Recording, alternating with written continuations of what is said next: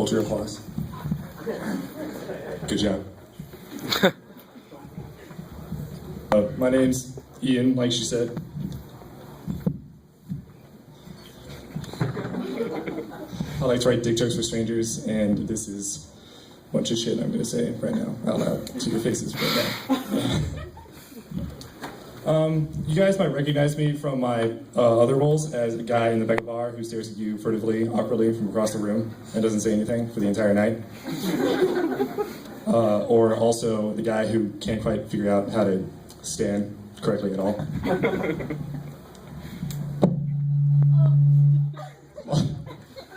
Looks a lot like that. Sounds a lot like that. It's pretty much that. That's pretty much the entire, it's all night. It's me, rocking that role. Yeah. Fucking awesome. I like to go to bars alone because I'm creepy and I couldn't think of a faster way to tell everybody around me that exact fact other than to go to bars and just panic alone in the corner and watch people fondle each other drunkenly to the Black Eyed Peas or whatever. One time I went to a bar alone. That was a fun time. Every night alone. Met a fun couple. They were nice people, good people, and we got to talking, had a nice conversation. Had a couple drinks, and they decided that they were going to go hop to a couple other bars, and they invited me to come along with them. And I was like, dude, totally, yeah, that's great. We're having a great time. But I got to finish this beer real quick, so let me go ahead and do that thing I just said. And they were like, sweet, but we're going to go now. You need to finish that drink. And they did I hate this, they did the chant. Chug, chug, chug. And there are other people at this bar, and because people like doing what they see other people doing, they also join in. Chug, chug, chug. And it just gets louder. Chug, chug. The entire bar. Chug, chug, chug, chug. So I am a weak-willed man. So I give in. I chug for about... Yay. What happened? Yeah.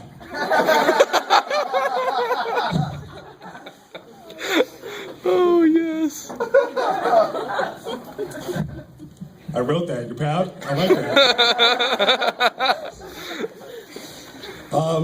Funnily enough, I actually pretty much, yeah, that's what happened. I chugged for about that long, and then that exact thing happened, except not to the beer, to my face, all over the bar and on myself. I vomited, that's what I'm saying. I vomited after about 5 seconds, and that, I'm pretty sure, may have been my body's way of telling me that I have a 3-drink limit, apparently. 3 drinks, awesome. I'm not 6'2" and like 180 pounds. No, apparently I'm 5 feet tall and I weigh 100 pounds. I have 3-drink limit before I vomit all over the place, embarrass myself in front of everybody who not only was looking at me before, but they were chanting. That chant destroyed that. That chant was ruinish. That's not a word. It is now. I just made it a word. Y'all just witnessed history. And then I went home and I cried myself to sleep. It's pretty great. At the time I went to a bar and again was alone because that's just what I do in my free time. It's just how I roll. Go to a bar and I'm hanging out, have a couple of drinks. And this night got a little crazier than most nights. Some nights are crazy, some nights are not so crazy, and then some nights are fucked. This was one of those nights. I met a really nice gentleman. He'd had quite a few to drink. I'm not sure if he came here also alone, or if he was just with friends and then they all decided to fuck each other somewhere. But he ended up alone, very, very drunk. He ended up alone, very, very drunk. And he approaches me. He's like, like, dude, totally, yeah, I feel you. Awesome. He slurs more questions at me, and I pretty much just entertained him for a while. And then I'm not quite sure what conversation we've been having that led into this. I was there the whole time, but I had no idea what really either of us were saying. But it eventually leads, at some point, in that kind of process of thought that really only drunk men can have. It's one of those weird processes of thought. He exclaims, "I will take a fat chick for you!" Which was very confusing. I didn't ask, want, or really fully comprehend any of what he was saying. So I decided, No, dude, you take a fat chick for you. And then I put on my magic bowler and floated away. So I'd like to tell you guys about, I think my favorite thing ever. It's, does anyone here like Star Wars? Anybody? Yeah. Star Wars is great. Fucking try harder, please. Star There we Wars! go. You know people are excited when it goes from woo to ow! Pull out the Michael Jackson. I didn't. Jesus. Does anyone else here like Michael Jackson by any chance? Anybody Michael Jackson fan? Great. Oh, there we go. Great job. These guys are killing it. You guys, I'm not sure if you're alive anymore. Sound a little comatose over there. This guy. Yes, I agree. Sham on, indeed.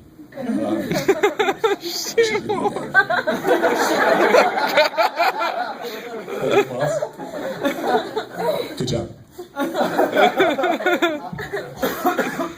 All right, so got about one Star Wars fan, one amazing Michael Jackson fan. Anybody here like The Godfather?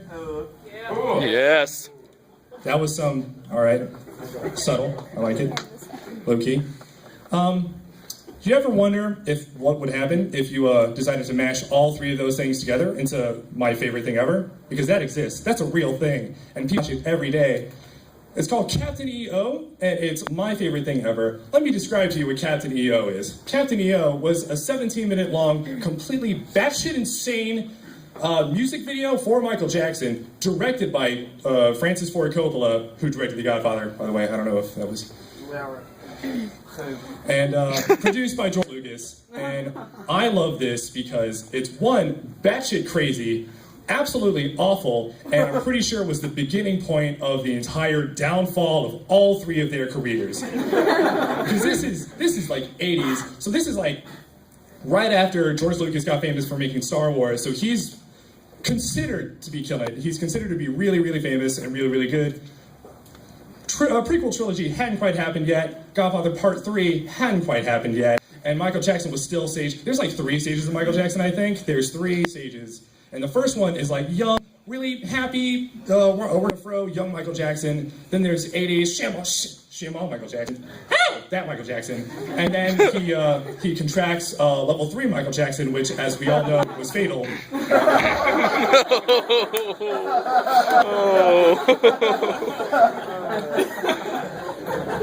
But this was level 2 Michael Jackson, which is my favorite Michael Jackson. It's Thriller era. Anyways, basically, it's one of those like really long music videos. Like if any of you have seen like the full version of Thriller, it's just sort of like 15 to 20 minutes. It's like a short film. Music videos these days, they're like 2 minutes long. Justin Bieber farts in front of a microphone, everybody claps, move on. And you watch cell phone work for 3 hours. That's pretty much how music videos are these days. Back then, they were like 20 minutes long, and that's pretty much what Captain EO is. Captain EO is, Michael Jackson plays Captain EO, of course, where he is the captain of a motley crew of space misfits, which include a little puff that doesn't do, it's somehow, it's a thing. I don't know how it got through military training at all, but it's literally, imagine a Furby. It's a flying Furby. It's a flying, talking Furby. It has military training and has been given a job of some sort. They have a little, about yay-high elephant thing that will eat anything, regardless of relevance. Matter, Relevance? dust, whatever, garbage. It will just eat whatever it sees. Also, went through military training. Don't know how, don't know what use he's got, because he does nothing else. And this is my favorite, they got a robot. But this robot, if any of you guys remember C-3PO, he was kind of humanish. He had like a British accent. He was really effeminate and whiny the whole time. This guy is sort of like that, but like on the next level of complete insanity. He has like a 19th century era, like military general's uniform with like a sash and badges. I don't know where he earns these badges, because he's a robot, or why he has like robot, he's got like a mutton chops. He has robot mutton chops built in his face. So when like, they couldn't just give him a normal robot face like you would imagine. He has mutton chops and a mustache. He's got a mustache. Why does this robot have a mustache? I'm not sure, but it works. It's awesome, let me tell you. It's freaking great. He has a monocle. I'm not sure why this robot has trouble seeing. He has like cameras for eyes, I assume. That's just how robots work. He's got a peg leg. That seems functional. It seems great. Perfect. Peg leg. Roll that guy out. I imagine that on every other crew in whatever fleet Captain EO works in, they have that exact robot on every one of those ships. And he walks like he has a peg leg too. He's just,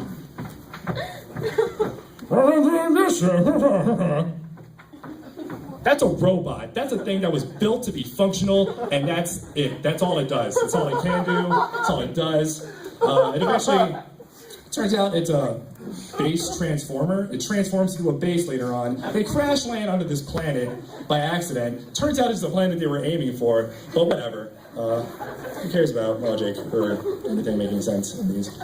They crash land on this planet that they were aiming for, which is made of garbage, but they're lost. So they decide they're going to pull out the map they have. Oh, wait, no, Elephant Guy ate that.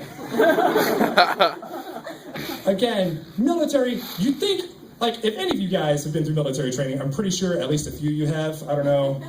It looks like it was kind of a military thing. I'm not sure if any of you guys have done that before. I'm pretty sure they don't train you to eat the map. Don't think that's involved. This guy eats the map. It doesn't matter. They get caught fucking immediately. 5 seconds out of the spacecraft, there are dudes with weird-looking spears pointing them at them. Take them to the Queen. The Queen, I'm pretty sure, is a dude dressed up as a woman who is trying to eat her way out of the screen into the real world. She sounds a little bit like, "What are you doing here, infidels?" It's insane. I love it. Take them away, and for you, Captain Michael Jackson, 100 years of torture. She continues on with exactly that voice for a solid 10 minutes. 10 minutes! How anyone survives those 10 minutes without walking out or killing themselves is beyond me. It's a miracle of human life. Anyways, then they're about to go ahead and take these guys out. Michael Jackson decides, it's time to go into action. Shut up! And they decide to play music, and somehow music makes everything in this world go completely insane. I don't know how it works, but for some reason, as soon as Michael Jackson opens up his pipes, everybody around him starts transforming into ridiculously photogenic backup dancers. How nice was that? That seems, just so convenient, beautiful, wonderful. And he keeps doing that. He's just pointing at people, and like lasers shoot out of his hands. They're not like a gun or anything. Lasers just shoot out of his hands because that's how, I think that's how the real Michael Jackson worked. I don't think those were special effects. I think he just shoots 80s looking lasers out of his hands, and then people just turn into backup dancers. I think that's just the rules of Michael Jackson. I think those are the laws he follows. Anyways, he turns everybody into backup dancers, and then he turns the world itself into ancient Greece, and somehow nobody saw this and saw it coming, and thought that, oh, maybe these guys are terrible at what they do. This is awful. This doesn't make any sense at all. No, they poured money into these guys, and now they show this batshit insane video every day. Every day, little kids go in and watch that on a daily basis and come out thinking, oh, that's what the 80s were like. And they're not wrong. They're not wrong. Anyways, that's my favorite thing ever, and I think that's everything I've got for you guys. Thank you so much.